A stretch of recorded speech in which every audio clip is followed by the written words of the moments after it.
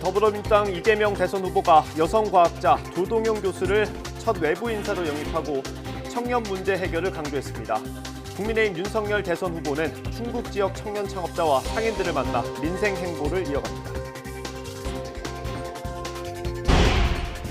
어제 하루 위중증 환자가 32명 늘면서 누적 661명으로 또 역대 최다 규모가 됐습니다.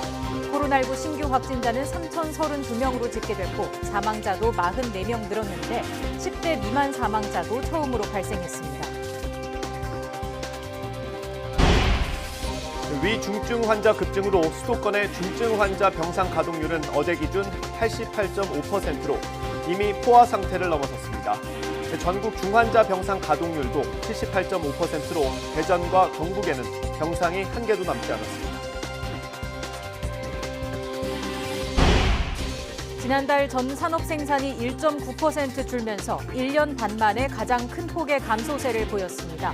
글로벌 공급망 차질로 제조업 생산이 넉 달째 감소세를 이어갔고 서비스업도 감소했습니다.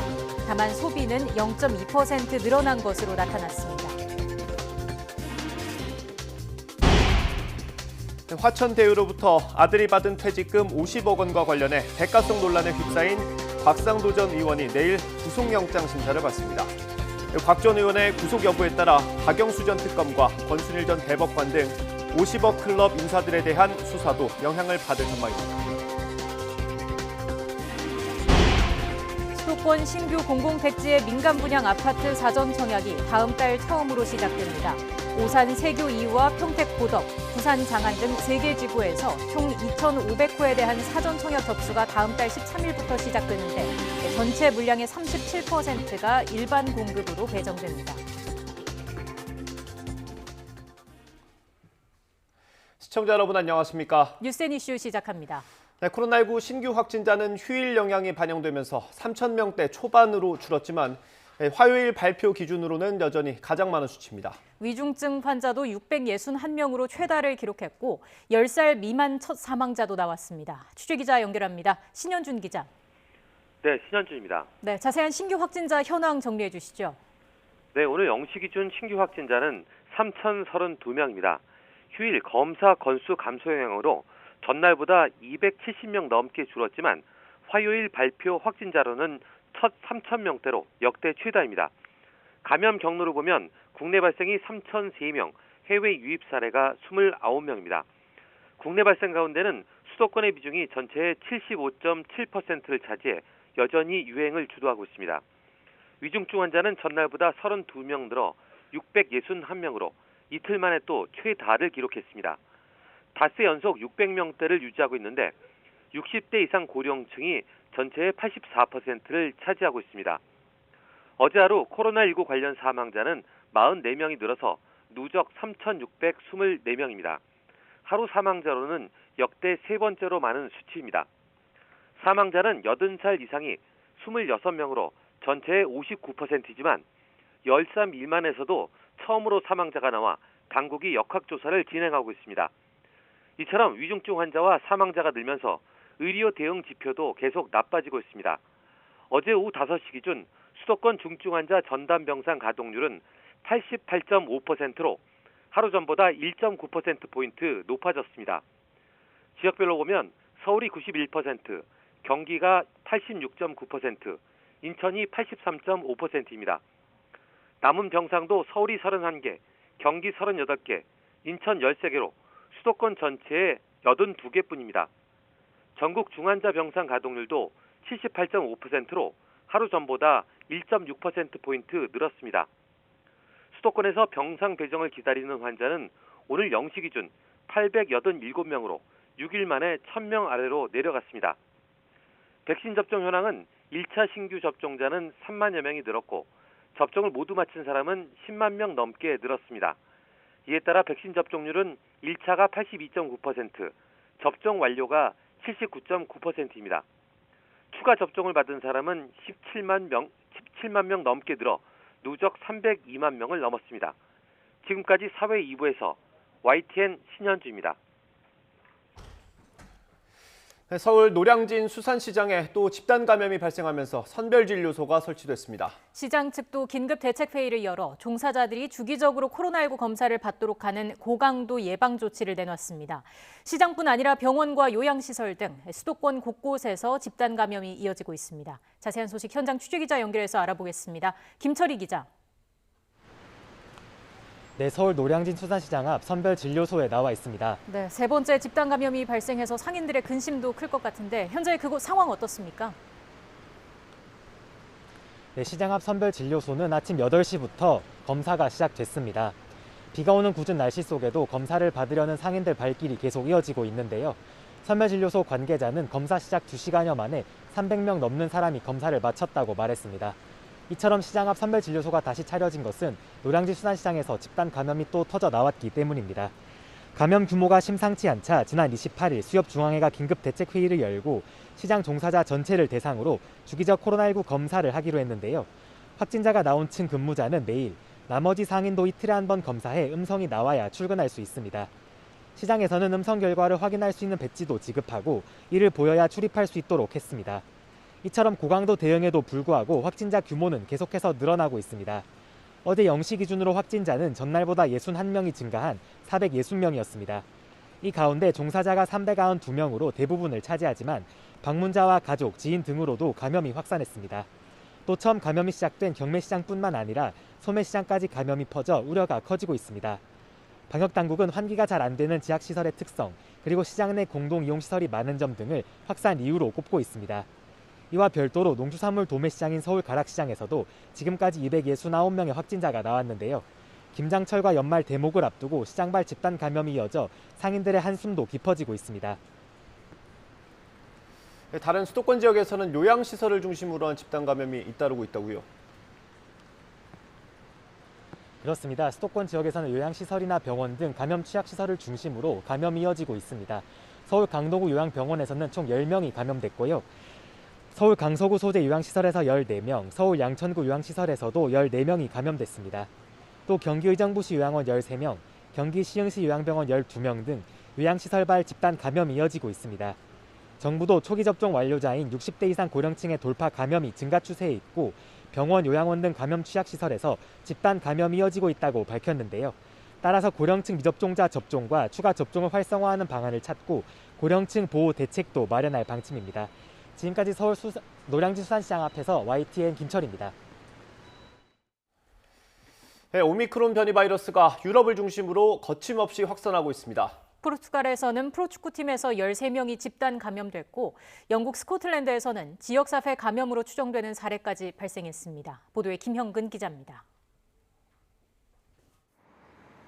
포르투갈에서는 프로축구팀 선수와 직원 13명이 집단으로 오미크론 변이에 감염됐습니다. 한 명을 제외하고는 남아공에 다녀온 적이 없어서 이미 지역사회에 퍼졌을 것으로 우려되고 있습니다. 포르투갈은 즉각 입국 규제를 강화했습니다.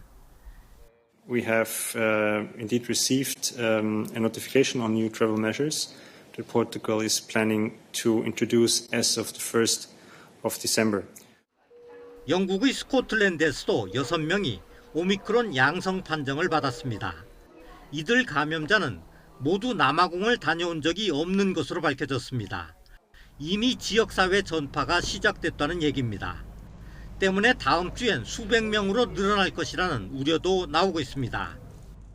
We know that not all of them have any recent travel history to or known links with others who have travelled to the countries in southern Africa where the variant was originally detected. This suggests that there might already be some community transmission. 스페인과 스웨덴에서도 오미크론 감염자가 처음으로 확인됐습니다. 이처럼 확진 사례가 속출하면서 다음 달 열릴 루첼은 동계 유니버시아드 대회까지 취소됐습니다. È chiaro che questa nuova variante è un'ulteriore sfida che arriva a tutti i paesi del mondo, ai paesi europei. È evidente che dobbiamo. 불과 며칠 사이 남극을 제외하고 모든 대륙에서 오미크론 감염자가 보고되고 있는 상황. 세계 각국은 확산을 막기 위해 백신 접종을 독려하면서 관련국에 대한 여행과 입국 규제를 강화하고 있습니다. YTN 김영근입니다.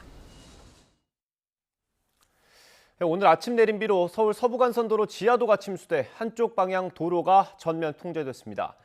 지어진 지 불과 석 달밖에 되지 않았는데 하루아침 내린 비에 침수되면서 시민들이 큰 불편을 겪고 있습니다. 현장에 저희 취재기자 나가 있습니다. 정현우 기자. 네, 서부간선도로 지하차도 앞에 나와 있습니다. 네, 벌써 3시간 넘게 통제가 이어지고 있습니다. 현장 상황 어떻습니까? 네, 지금도 보시다시피 이곳 안쪽 지하차도는 계속해서 통제가 돼 있는 모습입니다. 전광판 등이 우회를 안내하고 있는데 제가 안쪽에 들어가 봤었던 경찰관과 이야기를 나눠봤는데 발목 정도까지 지금도 물이 고여있는 상황이라고 합니다. 이곳 안쪽으로 계속해서 살수 차량들이 들어가고 있는데요. 안쪽에서 물을 빼는 작업들이 한창 진행되고 있습니다.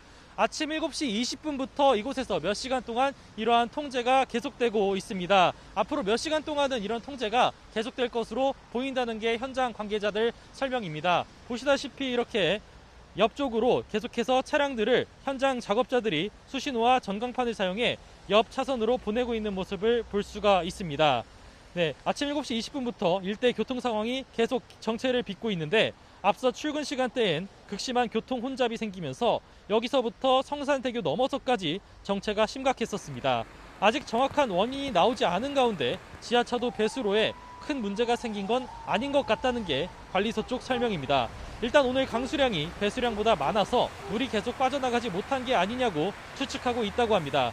하지만 오늘 이곳 금천구 일대에 내렸던 강수량은 20mm 수준으로 그렇게 큰 비가 아닙니다. 장마철이 아닌데도 지하차도 배수 용량에 이렇게 문제가 생긴 것은 커다란 문제가 아니냐는 지적도 나올 수가 있어 보입니다. 일단 지금까지 서울 금천구에 있는 서부간선도로 지하차도 앞에서 YTN 정현우입니다. 10월 전 산업 생산이 1년 반 만에 최대 폭으로 줄었습니다. 제조업과 서비스업 생산 감소가 큰 영향을 미쳤습니다. 통계청은 향후 경기 흐름에 대한 불확실성이 여전히 크다고 진단했습니다. 취재기자 연결해서 자세히 알아보겠습니다. 오인석 기자. 네, 오인석입니다. 자세한 내용 전해주시죠. 네, 통계청이 10월 산업활동 동향 지표를 발표했습니다. 10월 전산업 생산은 전월 대비 1.9%가 줄었습니다. 지난해 4월 마이너스 2.0% 이후 1년 반 만에 가장 큰 감소폭입니다. 광공업 생산에서 상당 부분을 차지하는 제조업 생산이 3.1% 줄었는데 글로벌 공급망 차질이 이어지며 제조업 생산은 7월 이후 넉 달째 감소세가 이어졌습니다. 특히 차량용 반도체 수급 차질로 자동차 생산이 5.1%나 줄었습니다. 서비스업 생산도 0.3% 감소했습니다. 금융상품 거래가 줄고 주가가 하락하며 금융보험업 생산이 줄어든 영향이 컸습니다. 다만 대표적인 대면업종인 숙박 음식점업 생산은 4.5% 증가했습니다. 소비 동향을 보여주는 소매 판매액 지수는 전월보다 0.2% 높아졌습니다. 소매 판매액 지수는 9월에 이어 두 달째 오름세를 이어갔습니다. 야외 활동이 늘며 아웃도어와 겨울 의류 등의 판매가 늘고 난방 가전제품 판매도 증가했습니다. 설비 투자는 기계리와 선박 등 운송 장비 투자가 모두 줄며 5.4% 감소했고 건설업체의 시공 실적을 나타내는 건설기성은 1.3% 줄었습니다. 현재 경기를 나타내는 동행지수 순환변동치는 0.2포인트, 앞으로 경기를 예측하는 선행지수 순환변동치는 0.5포인트 하락했습니다. 통계청은 10월 주요 산업활동 지표가 전월보다 약화하면서 최근의 경기 회복 흐름이 멈칫거리는 모습을 보이고 있다고 설명했습니다. 또 국내 코로나 불확실성이 높아지고 있고 글로벌 공급망 차질과 원자재 가격 상승 등 하방 요인도 없지 않기 때문에 향후 경기 흐름에 대한 불확실성은 여전히 크다고 진단했습니다. 다만 10월 부진에는 대체 공휴일 지정에 따른 조업일수 감소와 9월의 높았던 지표에 대한 기저 영향이 컸다는 점을 고려해 봐야 한다며 10월 숫자만으로 경기 흐름을 판단하기에는 이르다고 본다고 밝혔습니다. 지금까지 경제부에서 전해드렸습니다. 전국적으로 아파트 매매와 전세 시장 모두 양극화 수준이 통계를 빗게 이후 가장 심각해진 것으로 나타났습니다. KB 국민은행 자료를 보면 이번 달 전국 아파트의 5분위 배율은 매매 9.3, 전세는 7.4로 집계됐습니다. 이는 2008년 12월 관련 조사를 진행한 이후 가장 높은 수치입니다. 오분이 배율은 주택을 가격 순서로 5개로 나눠 상위 20% 평균값을 하위 20%의 평균값으로 나눈 것으로 배율이 높을수록 고가주택과 저가주택의 가격 격차가 크다고 해석할 수 있습니다. 공공택지 민간 분양 아파트의 사전 청약 일정이 처음으로 공개됐습니다. 국토교통부는 오산 세교2와 평택 고덕, 부산 장안 등 3개 지구에서 총 2,500호가 오늘 사전 당첨자 모집 공고를 시작으로 첫 공급에 착수한다고 밝혔습니다. 수요자가 선호하는 전용 면적 84제곱미터 이상이 전체 물량의 절반을 차지하며 분양가 상한제 대상이라서 물량 대부분이 시세의 60에서 80% 수준으로 책정됐습니다. 이와 별도로 오늘 3기 신도시 가운데 부천 대장과 고양 창릉 신도시의 지구계획이 승인돼 후보지가 발표된 이후 2년 반 만에 3기 신도시 모든 지구의 지구계획 승인이 완료됐습니다. 7살 어린이가 과외 선생에게 상습적으로 폭행을 당했던 사실이 확인됐습니다. 부모님에게 말하면 더 때리겠다는 협박에 아이는 수개월 동안 학대 사실을 털어놓지 못했습니다. 김혜린 기자가 단독 취재했습니다. 문이 굳게 닫힌 공부방 안. 과외 수업을 하던 A씨가 갑자기 손가락을 튕겨 아이 얼굴을 때리기 시작합니다. 아이가 무언가를 집으려 일어나자 우악스럽게 가슴팍을 잡아당겨 앉히고 급기야는 화를 못 참겠다는 듯 주먹으로 머리를 마구 때립니다. 다음 수업에도 폭행은 계속됩니다. 목이 뒤로 꺾이도록 주먹에 맞는 아이. 겁에 질린 채 팔로 막아보지만 소용이 없습니다. 아이를 완전히 이제 그 심리 조정을 해가지고 요새 하는 말로 가스라이팅을 해서 너 엄마한테 얘기하면 가만 안 놔둔다 이런 식으로 협박을 한 거예요. 오랜 기간. 상습적으로 학대를 당하던 B양은 그림으로 폭행 사실을 표현하기 시작했습니다. 교통사고를 당해 혼이 나가 있거나 반창고를 붙이고 있거나 피눈물을 흘리는 모습이 B양의 스케치북을 가득 채웠습니다. 부모님에게 말을 하면 나쁜 사람이다. 다른 사람에게 말하면 더 때릴 거다. 반복되는 A씨의 쇠뇌에 학대 사실을 숨겨오다 결국 말이 아닌 그림으로 호소했던 겁니다. 너무 다쳐서 아파서 공부는 할 수도 없고 자기가 정말로 생명의 위협을 느껴서 나는 이렇게 죽어가고 있다. 이런 그림을 집에다가 그려놓고 간 거예요. B양의 가족은 A씨의 학대가 과외를 시작한 지난해 3월부터 10월까지 무려 8개월 동안 이어졌다고 말합니다. B양은 학대 후유증으로 외상 후 스트레스 장애, 이른바 뇌진탕 증세와 불안 장애를 앓고 있고 지금도 어른들을 무서워합니다. 그 공연하는 사람들이 사진도 찍어주고 인사도 하고 악수하려고 내려오니까 그냥 이 벽으로 가서 숨는 거예요. 들어가서. 그러면서 하는 얘기가 너무 무섭다고 어른이. 자기는 아이라서 아무것도 할 수가 없대요. A씨는 아이가 문제를 풀지 않고 멍하게 있어서 참지 못하고 때렸다면서도 처음부터 그런 건 아니라고 해명했습니다. 하지만 가족들은 아이가 멍한 것마저도 상습 학대 이후 겪게 된 증상이라며 A씨를 고소했고 아동복지법 위반으로 기소돼 재판이 진행되고 있습니다. YTN 김혜린입니다. 부모는 과외 선생이 명문대에서 아동복지를 전공한다는 얘기에 아이를 믿고 맡겼고 수개월 동안 학대 사실을 알아채지 못했습니다. 뒤늦게 수사를 거쳐 1심 판결이 나왔는데 실형이 아닌 집행유예가 선고됐습니다. 가족들은 처벌이 너무 가볍다며 반발하고 있습니다. 김혜린 기자가 계속해서 보도합니다. 주먹으로, 손바닥으로 쉴 새 없이 맞아 이제는 손만 들어도 움츠러드는 아이. 계속되는 폭행에 한동안 얼굴을 부여잡았다가 체념한 듯 다시 펜을 줍니다. 손바닥으로 얼굴을 후려치고도 분이 안 풀리는지 소나기에서 벗어나려는 아이를 번쩍 들어 마구 다그칩니다. 과외 선생의 이 같은 학대 행각은 평소와 달라진 B양의 모습을 수상히 여긴 부모가 공부방에 설치한 CCTV에 고스란히 포착됐습니다. 국내 손꼽히는 명문대에서 아동복지를 전공하는 학생이라고 해 믿고 맡겼는데 수개월 동안 상상도 못한 일이 벌어지고 있었던 겁니다. 속은 것 같아요. 서울대라는 게 가장 중요하게 영향을 줄 수밖에 없는 거고요. 그거를 믿고 과외 선생을 쓰게 됐고. 부모는 곧바로 과외 선생 A씨를 경찰에 고소했고 B양은 경찰 조사에서 8개월 동안 학대를 당했다고 진술했습니다. 과외가 시작된 3월 첫 번째 수업부터 때려서 아팠다. 엄마나 아빠한테 말하면 가만두지 않겠다고 했다.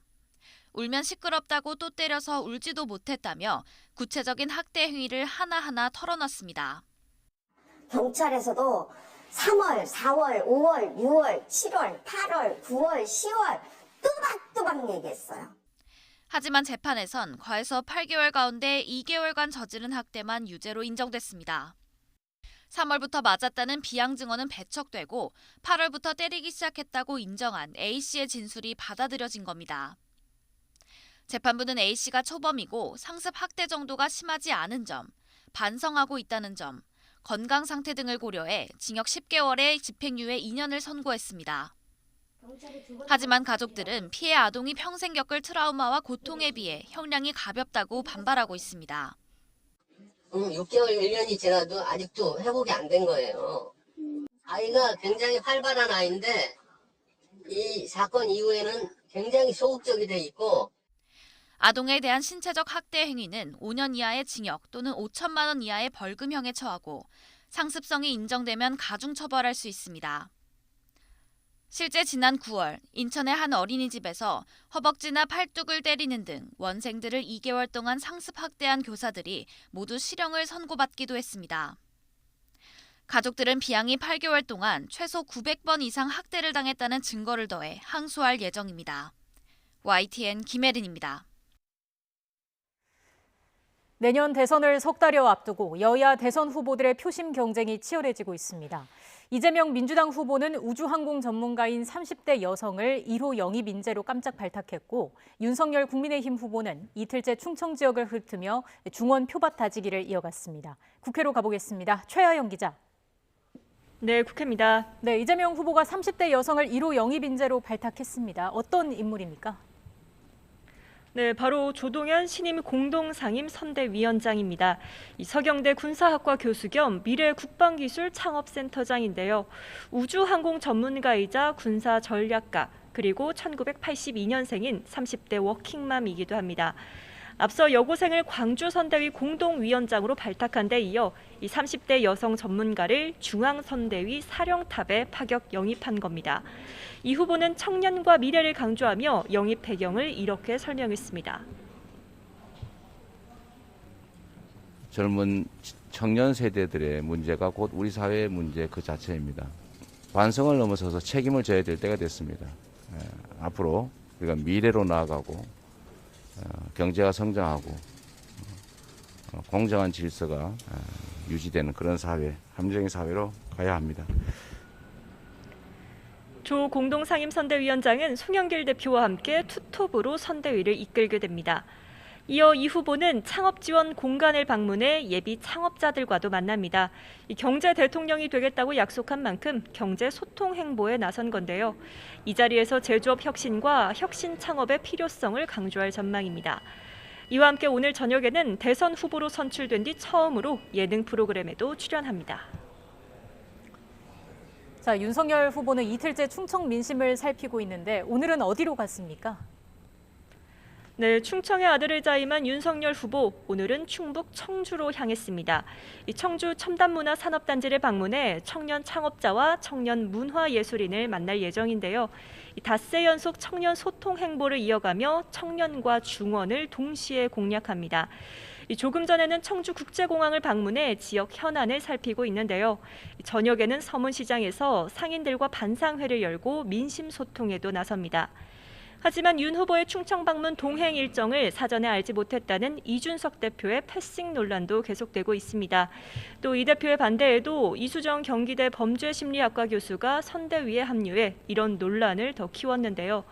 이에 이 대표가 어젯밤 여기까지라는 글을 SNS에 올린 뒤 오늘 일정까지 취소해 사퇴 등 중대 결심에 나선 것 아니냐는 관측까지 나왔지만 당 관계자는 그동안 쌓인 것도 있고 심신이 피곤해서 그렇다며 이를 일축했습니다. 다만 윤 후보의 입당부터 선대위 구성까지 윤 후보와 이 대표의 갈등이 점점 표면화하는 모습입니다. 네, 국회 상황도 짚어보겠습니다. 국회 예산결산위원회가 내년도 예산을 심사 중인데 오늘이 심사 마지막 날이라고요. 네, 오늘이 국회 예산결산특별위원회 차원에서 예산안을 심사하는 법정 시한입니다. 현재 민주당은 이재명 후보의 대표 공약인 지역화폐 예산 증액에 힘쓰고 있는데요. 정부안은 6조 원인데 이를 올해 수준인 21조 원 이상 확대 발행하자고 요구하고 있습니다. 이를 위해 홍남기 경제부총리와 만나 최종 협의를 진행합니다. 하지만 국민의힘은 이재명표 증액만 고집한다며 예산안 심사 보이콧까지 경고했습니다. 또 코로나19 상황에서 의료계 지원이나 소상공인과 자영업자의 직접 지원은 제대로 담기지 않았다고 지적했는데요. 이에 따라 예결위 차원에서 오늘 내년도 예산안을 의결할 수 있을지는 미지수입니다. 만약 예산안을 의결하지 못할 경우 정부안이 본회의에 자동으로 부의되지만 국회의장이 교섭단체 대표와 협의한 경우 여야는 수정안을 제출할 수 있는데요. 국회 내년도 예산안 처리 법정 시한은 다음 달 2일까지로 남은 이틀 동안 여야가 합의를 이끌어낼 수 있을지 주목됩니다. 지금까지 국회에서 전해드렸습니다. 아들 퇴직금 50억 원과 관련해 알선수재 혐의를 받는 곽상도 전 의원이 내일 구속영장 실질심사를 받습니다.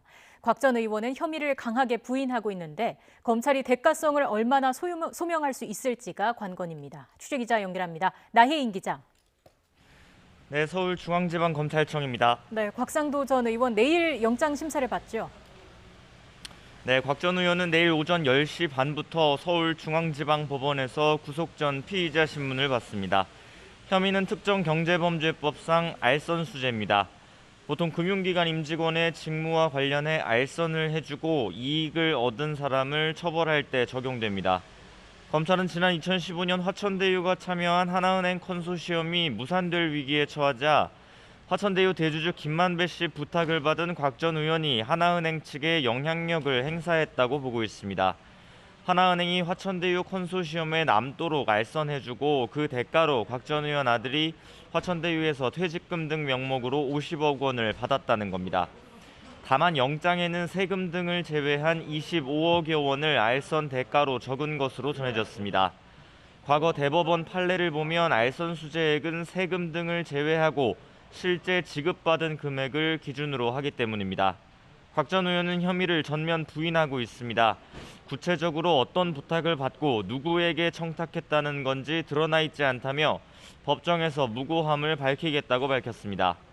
아들이 받은 성과급과 관련해 국민께 불편을 끼쳐드려 송구하다면서도 성과급일 뿐이라는 기존 입장을 고수했습니다. 곽 전 의원의 구속 여부는 내일 밤늦게 결정될 것으로 보입니다. 아들이 화천대유에서 거액을 받은 건 사실인 만큼 실제 곽 전 의원의 알선이 있었는지 50억 원이 그 대가인지 검찰이 소명하는 게 관건입니다. 곽 전 의원 자택과 하나은행 압수수색, 관련자 조사에서 얼마나 의미 있는 증거를 확보했을지 지켜볼 대목입니다. 영장 결과에 따라 박영수 전 특별검사나 권순일 전 대법관 등 50억 클럽 인사로 지목된 다른 인사들 수사도 영향을 받을 것으로 보입니다. 지금까지 서울중앙지검에서 전해드렸습니다.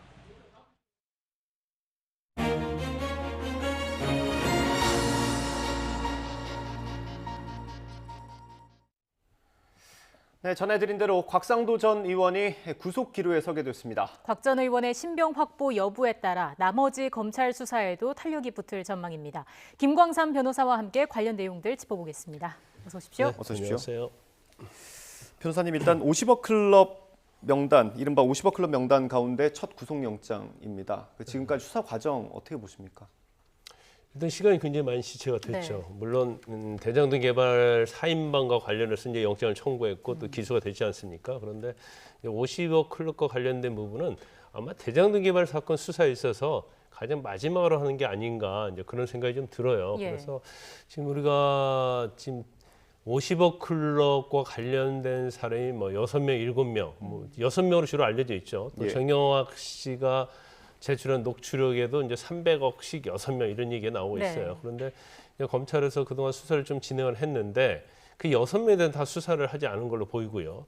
가장 그중에서 돈을 직접 받은 사람은 이제 곽상도 전 의원의 아들.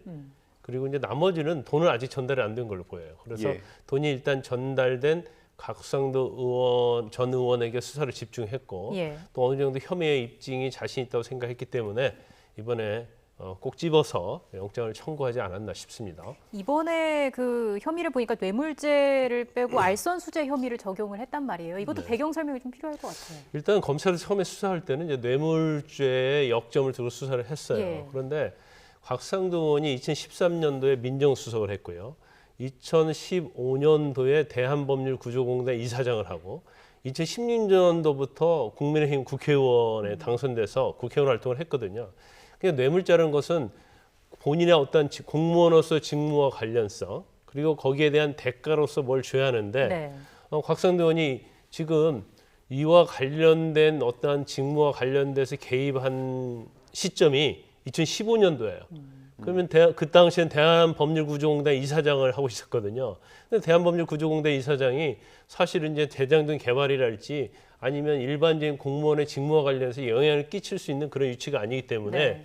아마 그 시점을 두고 굉장히 많이 고민을 했던 걸로 보이고 그래서 결과적으로 이제 뇌물죄 적용은 어렵다. 직무 관련성과 대가성이 없기 때문에 그렇게 판단을 한 다음에 그러면 이제 어떤 죄를 적용할 것이냐 고민을 좀 많이 한 걸로 보입니다. 그런데 곽상도 전 의원이 이제 그 당시에 대장동 개발과 관련해서 컨소시엄이 있었거든요. 예. 그래서 금융회사의 대표로서 하나금융이 거기에 개입을 했었고 예. 또 화천대유하고 같이 민간업자가 컨소시엄 구성해서 대장동 개발 사업을 진행을 하려고 하는데 이제 다른 사업체가 견제가 들어온 거예요. 그래서 이 컨소시엄을 깨트리려고 한 거죠. 네. 그래서 곽상도 전 의원에게 부탁을 해서 곽상도 전 의원이 하나금융 임원에게 부탁을 해서 깨지지 않도록 만들었다. 그래서 영향을 미쳤다. 예. 그래서 이제 알선수재가 적용이 되는 건데 이제 알선수재죄는 지금 현행법상 세 종류가 있어요. 하나는 형법상 알선수재, 예. 그다음에 특정범죄 가중처벌법상 알선수재, 네. 그리고 특정경제범죄 가중처벌법상 알선수재가 있는데 그 이전 형법하고 특가법상 알선수재는 공무원 직무와 관련된 거예요. 예. 근데 곽상도 의원은 그 당시 공무원이라고 보기 어렵고 예. 관련성이 없기 때문에 결국 이제 특경법상 알선수재 이 구성 요건 자체는 금융기관의 임원의 직무에 속하는 행위와 관련해서 어떤 영향을 미치기 위해서 뭐 알선한다랄지 뭐 어떤 이익을 받기로 하면 금품이나 이익을 받기로 하면 처벌하는 범죄거든요. 그래서 뇌물죄에 비해서는 형량이 좀 낮습니다. 경미합니다. 예. 예. 그 검찰이 일단 혐의를 뭐 정하는 데 있어서 좀 고민을 많이 한 것 같긴 한데 구속영장을 청구할 정도라면 네. 그 곽상도 전 의원과 하나은행 간의 어떤 그 관계 그리고 네. 뭐 청탁을 했다는 구체적인 증거 이런 게 있었으니까 구속영장을 청구하지 않았을까요? 아마 그럴 거예요. 그리고 이제 상식적인 차원에서 어떤 영향을 전혀 발휘하지 않았는데 어떻게 아들을 통해서 50억을 받을 수 있느냐. 그건 우리가 상식적 추정을 할 수 없는 거잖아요. 그럼 50을 준 이유가 있을 거다. 그러면 사실 이제 화천대 입장에서는 만약에 하나금융과 관련된 컨소시엄이 깨지게 되면 그동안 공들여왔던 대장동 개발 사업이 물 건너가는 거잖아요. 네. 그러면 어떻게 해서든지 유지를 하려고 하는 거고 그러다 보니까 곽상도 의원이 개입을 한 것이 아닌가. 근데 곽상도 전 의원의 아들도 아버지의 소개로 화천대유 입사했다는 얘기를 하고 있거든요. 예. 그러면서 사실 근무한 경력이 굉장히 짧은데 아마 한 5년, 6년밖에 안 되거든요. 그런데 이런 신참 신입사원에게 50억을 준다. 그건 이해할 수 없죠. 그러면 곽상도 전 의원이 어떤 형식으로든지 대장동 개발 사건에 개입을 했고 그에 대한 대가로 50억을 줬다. 이게 아마 상식 차원에서 아마 추정할 수 있는 것 같아요. 물론 곽상도 의원은 전혀 자기는 예. 여기에 개입한 적이 없다 이렇게 얘기는 하고 있지만요.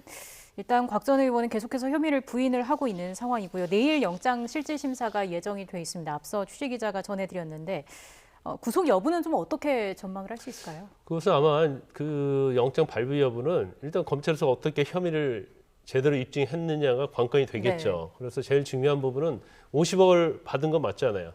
실질적으로 50억이 세금 같은 거 다 빼고는 받은 금액은 25억입니다. 예. 그러면 결과적으로 25억에 받은 거와 인과관계 어떤 식으로 영향을 미쳤느냐 이 부분이 중요할 거예요. 예. 그래서 하나금융 관련된 임원에게 어떤 부탁을 했고 또 거기에서 그 부탁의 대가로서 이런 것이 이루어졌는지 그 부분에서 소명이 된다고 한다면 영장은 발부될 것이다. 그런데 제가 볼 때는 아마 검찰에서 이미 수사를 완벽하게 마무리해놓고 그다음에 곽상도 전 의원을 부른 것 같아요. 왜냐하면 어떤 수사에 미비가 있다거나 좀 더 보강할 게 있으면 바로 영장 청구하지 않았을 거예요.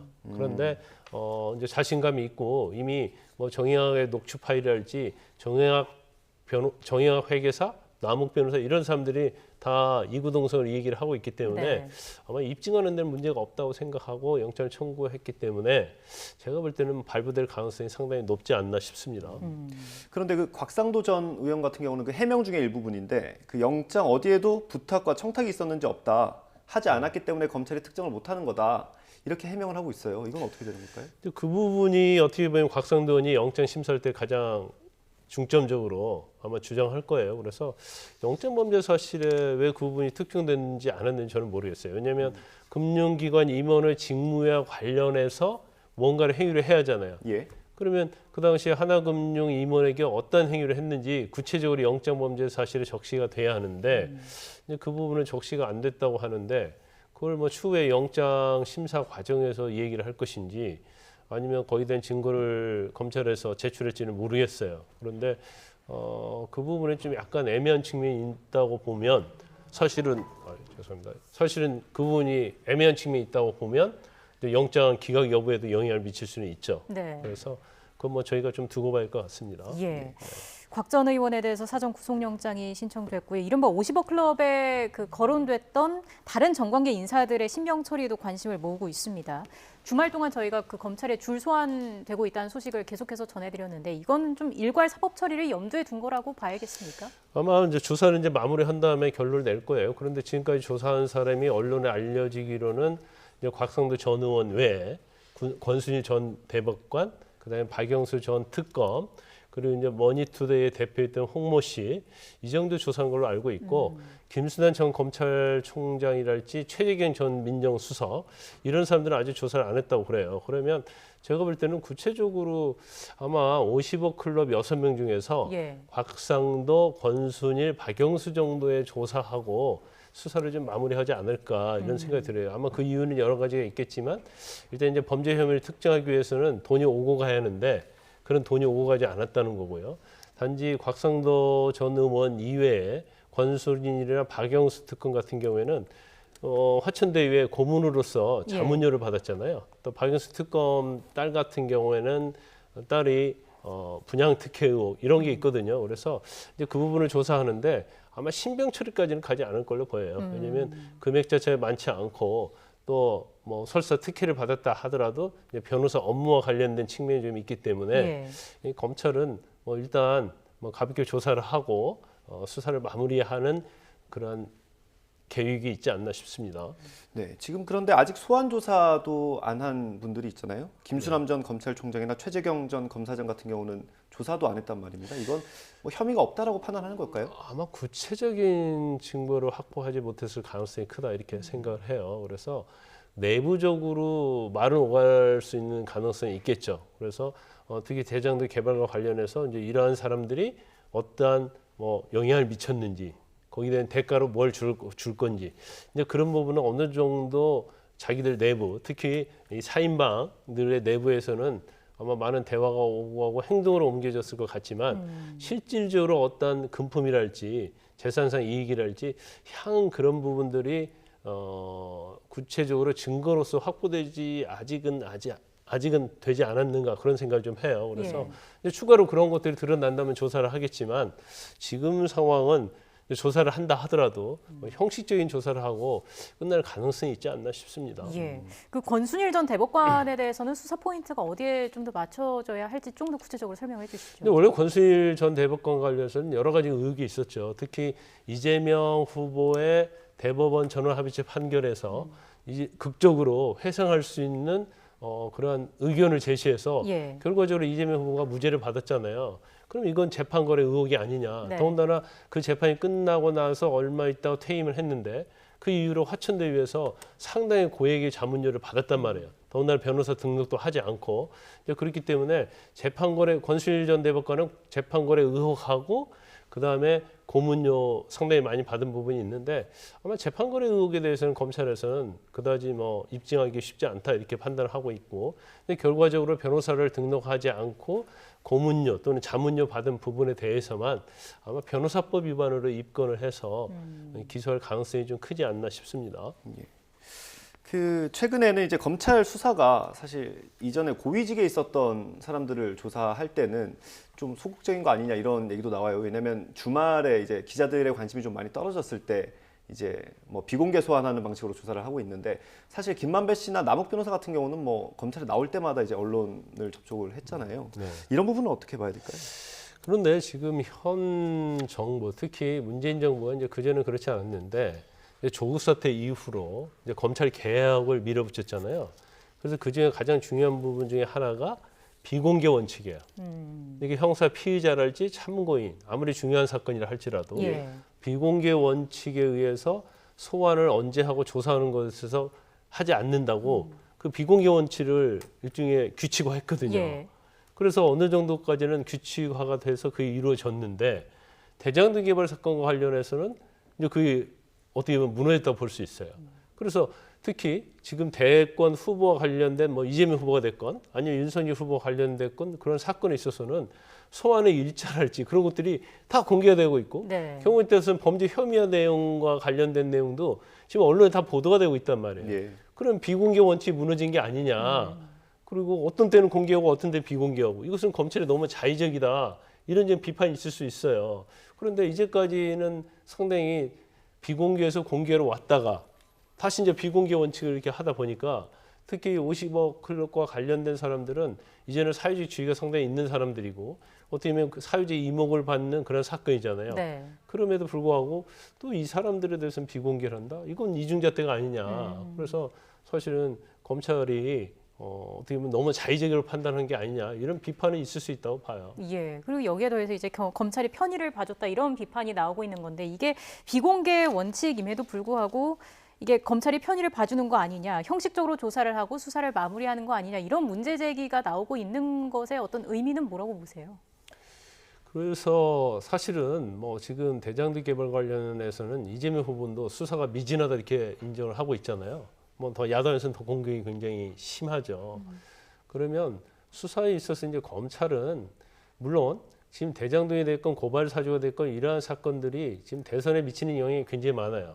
그 경우에 따라서는 검찰이 대선을 손에 쥐고 있다 이런 얘기도 하잖아요. 예. 그렇지만 검찰이라는 것은 정치적 중립을 지키면서 사실은 굉장히 공정한, 그리고 정치적 고려 없는, 또 권력의 영향을 받지 않는 그러한 수사를 해야 하는 게 맞거든요.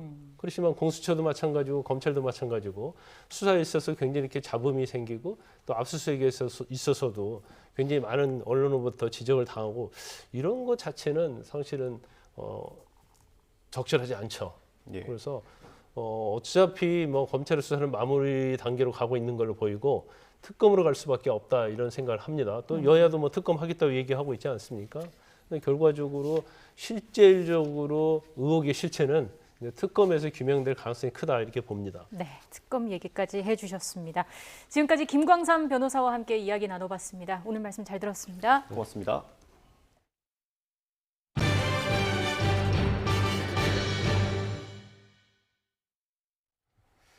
정문 공사 문제로 경찰 수사를 받고 있는 경동대학교 또 다른 캠퍼스에서 재학생과 졸업생 수십 명이 성범죄 혐의로 경찰 수사를 받고 있는 걸로 드러났습니다. 강원경찰청은 경동대 강원도 고성 캠퍼스 재학생과 졸업생 69명을 성범죄 피의자로 입건해서 조사하고 있다고 밝혔습니다. 외국인 유학생들인 이들은 대부분 네팔과 방글라데시 국적으로 지난해 12월부터 수개월 동안 중학생 A 양을 100여 차례 불러내서 성관계를 맺은 혐의를 받고 있습니다. 경찰은 입건한 외국인 유학생들의 출국을 정지했고 A 양의 진술을 토대로 추가 조사를 벌이고 있습니다. 전남경찰청 강력범죄수사대는 사기 혐의로 신안 염전 운영자 48살 A씨의 구속영장을 신청했습니다. A씨는 지난 7년 동안 직원 명의의 신용카드를 부당하게 사용하거나 노동자 이름으로 몰래 대출을 받은 혐의를 받고 있습니다. 또 가족들에게 돈을 송금하겠다며 속인 뒤 자신의 계좌에 이체한 혐의도 받고 있습니다. 앞서 경찰은 해당 염전에서 일했던 노동자 14명을 조사하고 염전과 A씨의 집을 압수수색했습니다. 가짜 발기부전 치료제를 수입해서 재포장하거나 직접 만들어 유통한 일당이 적발됐습니다. 인천 본부 세관은 중국에서 가짜 발기부전 치료제를 밀수해 재포장하거나 새로운 성기능 개선제를 만들어 유통한 일당 8명을 검거해 2명을 구속했습니다. 주범 A씨 등은 지난 2018년 12월부터 외딴 주택에 포장기와 제조기 등 설비를 갖춘 뒤 가짜 발기부전 치료제 584만 정, 1,000억 원어치를 전국에 유통한 혐의를 받고 있습니다. 이 과정에서 A씨의 누나와 매형 등 가족도 범행에 가담한 것으로 확인됐습니다. 인천 세관은 이들에게 가짜 발기부전 치료제를 공급한 밀수업자도 추적하고 있습니다. 지금 뒤로 보이는 건 지방의 여러 캠퍼스를 둔 한 대학교의 정문입니다. 두 곳 모두 크기와 모양이 같고 한 업체가 만들었는데 이상하게도 가격은 2배 가까이 차이가 났습니다. 문제는 대학 측이 아무런 의심 없이 공사비를 전액 지급했다는 겁니다. 홍성욱 기자가 단독 보도합니다. 강원도 고성과 원주, 경기도 양주 등 지방 3곳의 캠퍼스를 둔 경동대학교. 2017년과 2019년 경기도 양주 캠퍼스와 강원도 원주 캠퍼스에 각각 정문을 새로 만들었습니다. 복사한 듯 크기와 모양까지 똑같은 2개의 정문. 하지만 공사비는 4억 원 이상 차이가 납니다. 2017년 설치된 양주 캠퍼스 정문 공사에 들어간 비용은 5억 8,300만 원. 2년 뒤 설치된 원주 문막 캠퍼스 정문 공사는 9억 9,700만 원이 들어갔습니다. 한 업체가 같은 설계도면으로 같은 자재를 사용했는데 가격은 2배 가까이 올랐습니다. 조사 결과 공사비 차이 원인은 업체의 자재 가격 부풀리기 때문. 그런데 대학 측은 이런 뻥튀기 계약을 그대로 인정했고 공사비를 전액 지급했습니다. 교육부 감사에서 사실이 드러난 후 현재 경찰 수사가 이뤄지고 있는 상황. 경찰은 업체가 받은 공사비 흐름을 추적하고 있습니다. 과도하게 지급된 공사비 일부가 대학 또는 총장 일가 쪽으로 돌아갔을 가능성을 보고 있습니다. 한두 가지가 아니라서 좀 시간이 걸릴 거예요. 압수수색 한 번에 그친 게 아닌 걸로 알거든요. 이해하기 어려운 정문 공사는 또 있습니다. 학생들이 좀처럼 다니지 않는 외진 곳에 추가로 설치된 정문. 그리고 정문 앞 도로를 건너 자리 잡은 땅. 3,200제곱미터 규모인데 소유주는 다름 아닌 대학 총장 전성용 씨였습니다. 해명을 요구했지만 대학 측은 아무 답변을 하지 않았습니다. 제가 답변할 수가 좀 없다고. 그런 것들은 소송도 지금 진행이 되고 법적인 결론이 다 안 난 상태잖아요. 이유를 알 수 없는 이상한 대학교 정문 공사. 학생들 소중한 등록금이 허투루 쓰인 건 아닌지 논란이 예상됩니다. YTN 홍서욱입니다. 정부가 오는 2030년까지 에너지 혁신 기업을 지금의 2배인 5,000개로 늘린다는 목표를 세웠습니다. 산업통상자원부는 이 같은 내용의 에너지 신산업 창출과 육성 방안을 내년 상반기 중에 확정하기로 했습니다. 산업부는 가상발전소와 전기차 배터리, 건물 에너지 관리 시스템 등 6대 에너지 신산업에 투입하는 연구개발 예산을 내년에 1,600여 원을 늘릴 방침이라고 밝혔습니다. 코로나19 백신 공급을 위한 국제 프로젝트인 코백스가 북한의 아스트라제네카 백신 473만 회분을 추가 배정했습니다. 코백스는 12차 백신 배분 결정을 통해 아스트라제네카와 모더나 등 모두 4,315만 회분의 백신을 19개 국가에 제공하기로 했다면서 이같이 밝혔습니다. 이 가운데 북한에 배정된 물량은 아스트라제네카 백신 473만 4천 회분으로 앞서 배정된 아스트라제네카 209만 회분을 합치면 북한 전체 인구의 13%가 접종할 수 있는 양입니다. 코백스가 북한에 배정한 백신은 준비 절차 등의 미비로 아직 실제 공급이 이루어지지 않고 있습니다. 그룹 방탄소년단이 미국에서 2년 만에 대면 콘서트를 열어 뜨거운 관심을 모이고 있는 가운데 지난해 발표한 앨범이 빌보드 차트에서 역주행했습니다. 오늘 미국 빌보드 차트를 보면 BTS의 Map of the Soul 7은 메인 앨범 차트인 빌보드 200에 187위로 재진입했습니다. 지난해 2월 발매된 Map of the Soul 7은 BTS의 정규 4집으로 영혼의 지도라는 뜻을 담아 7멤버가 온전한 나를 찾는 과정을 표현했습니다. 이 앨범은 발매 직후 빌보드 200 차트에서 정상을 차지했으며 이후 80주 넘게 진입하는 기록을 세운 바 있습니다. 앨범이 나온 지 1년 9개월이 지났지만 현재 미국 로스앤젤레스에서 진행 중인 콘서트 열기 속에 앨범에 대한 관심이 다시 커진 것으로 보입니다. 빌보드 200은 전통적 앨범 판매량의 디지털 음원 다운로드와 스트리밍 횟수를 각각 앨범 판매량으로 환산한 수치를 합산해 순위를 냅니다. 현지 시각으로 29일 오후 터키 이스탄불을 강타한 돌풍으로 4명이 숨지고 19명이 다쳤습니다. 사망자 4명 중 1명은 외국인인 것으로 전해졌습니다. 이스탄불시는 최고 풍속이 시속 130km에 이르는 돌풍으로 건물 33채의 지붕이 날아가고 나무 190여 그루가 뿌리째 뽑혔다고 밝혔습니다.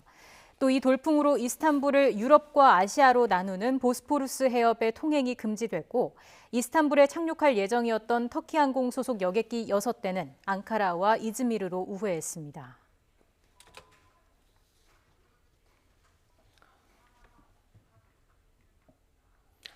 네, 충청 지역을 훑고 있는 국민의힘 윤석열 대선 후보가 이틀째인 오늘은 청주를 찾았습니다. 네, 우선 지역발전 간담회를 열고 지역 민심 청취에 나섰는데요. 현장으로 가보겠습니다.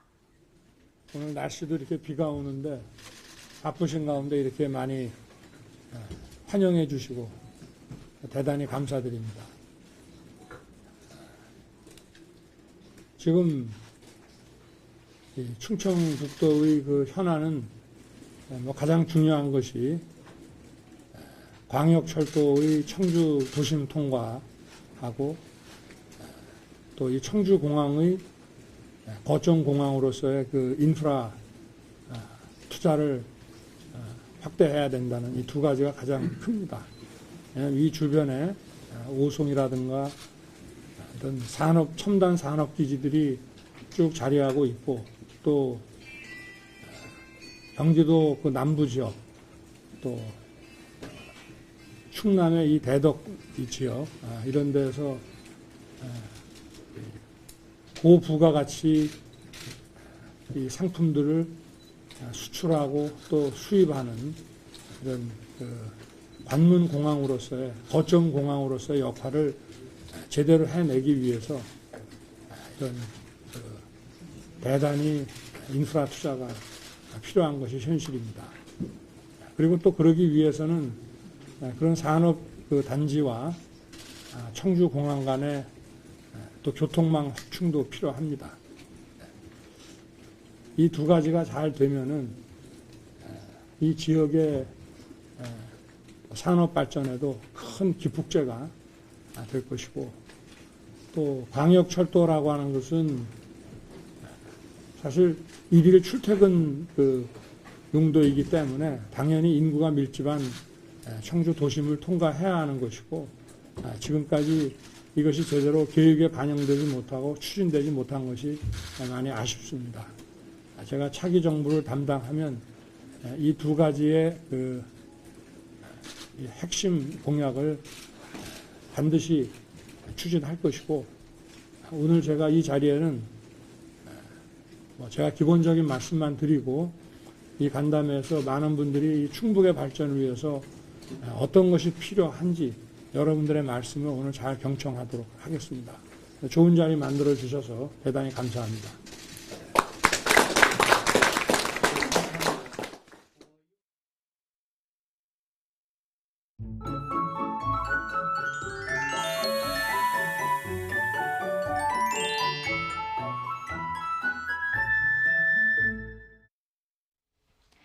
(11월의) 마지막 날인 오늘 전국에 요란한 비가 내리고 있습니다. 특히 경남 남해안에는 시간당 20mm 안팎의 장대비가 쏟아지고 있는데요.